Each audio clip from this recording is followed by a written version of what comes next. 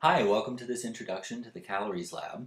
This is the first lab we'll be doing in Unit 3 on metabolism, and the question we'll be investigating in this lab is how does the amount of carbohydrates and fat affect the amount of energy stored in the molecules of different types of food?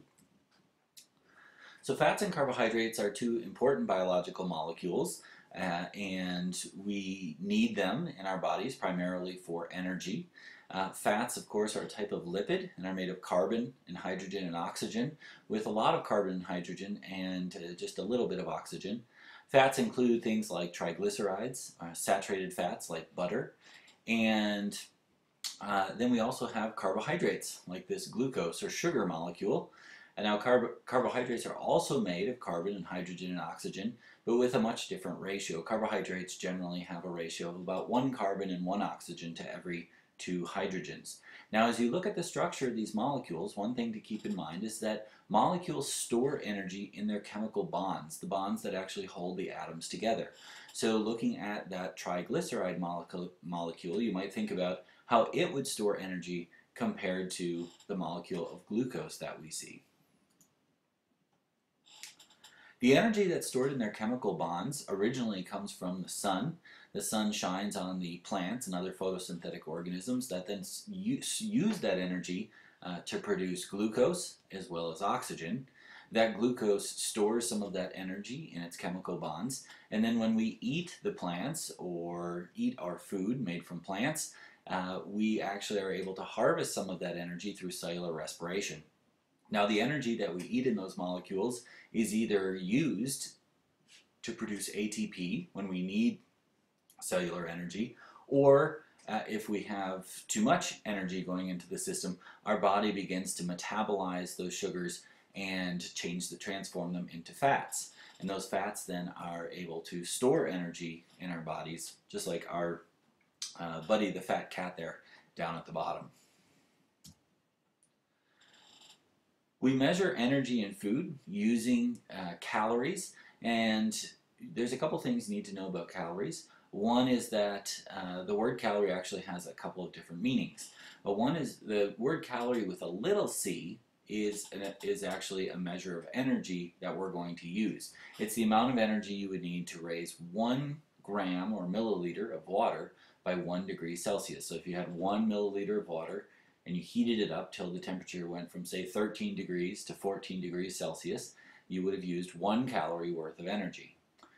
The word calorie as we usually use it, the way they use it on food labels, is actually means kilocalorie, and that's written with a capital C, and a kilocalorie is actually 1,000 calories with a little c, just to be confusing.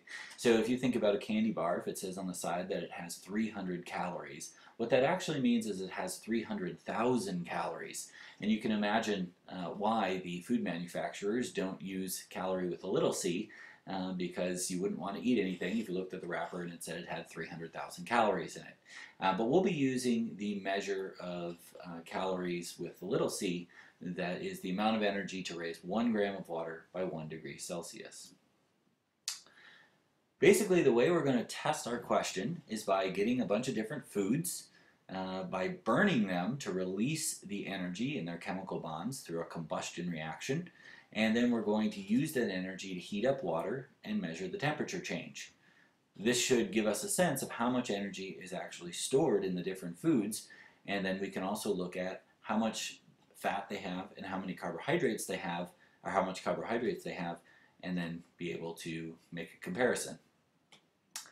To measure this energy, you're going to use a calorimeter. A calorimeter is just a device that allows you to heat up water and see a temperature change. So in this case, we're going to be building fairly simple calorimeters using tin cans and equipment like you see on the picture here. We do have digital probes that plug into the computer to measure the temperature change very accurately. We do have ring stands, we have a whole variety of things that you can use. And basically you're going to be putting the food underneath the calorimeter, lighting it on fire, and then heating up the water inside the tin can. Now there's different ways you could construct it, some variations, but basically you're going to make something that looks like the picture you see on the screen.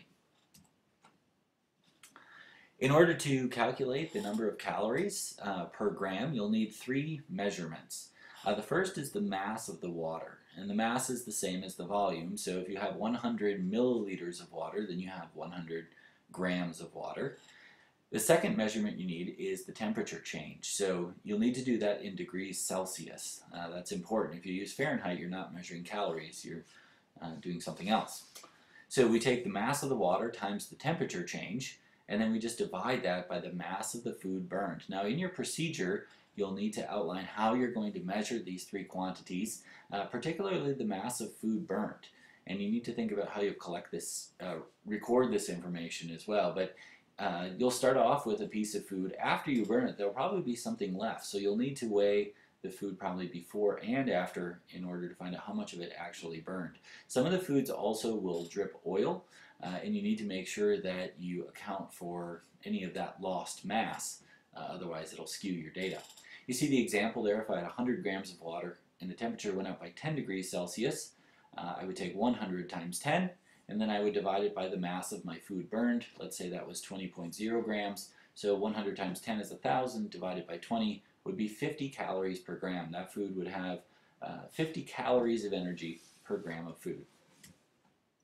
So to get started, you're going to open up the Calories Lab report template, record the title and date in your notebook, and then you'll work on developing your question and hypothesis. Now the information in this video should help you to do that, at least in terms of developing the question and using scientific reasoning to explain why that question is relevant in biology. After you have your question and hypothesis, you will write your procedure. As you write your procedure, please keep in mind that you need to use the materials provided in the lab, unless you have some kind of special permission for something else. And you want to make sure that you're coming up with something that's reasonable in terms of the amount of time and space that you have. Once your procedure is written, you can get it approved, and then you're ready to start collecting your data. Now I will say, as you're writing your procedure, it's a good idea to go into the lab and try some things out. You won't be able to actually start anything on fire, but you can think about how much water do you need to put into the can, how are you going to set up the calorimeter, how are you going to hold the food, and so forth. Last thing is just some safety considerations. You do have to have your procedure approved before you can begin to collect data or use any matches or fire. Some things to keep in mind: you should just use small pieces of food. We're not going to be lighting large amounts of food and creating big flames and lots of smoke. Just small pieces of food. You want to make sure that all papers or other flammable substances are out of the area. So if you have baggy shirts or long hair, anything like that, make sure that you take care of it. Tuck those in before you begin the experiment. You want to protect the table by putting something beneath it, like aluminum foil. And again, it's a good idea to actually make sure you weigh that aluminum foil, and then if you have stuff that drips on it, it'll catch that and you can account for that mass. You want to use a paper clip or something else that's not flammable as your food holder. You can use a metal pick as well with an insulated handle, but that's kind of up to you how you want to do it. But you just need to make sure that whatever it is isn't going to melt or catch fire.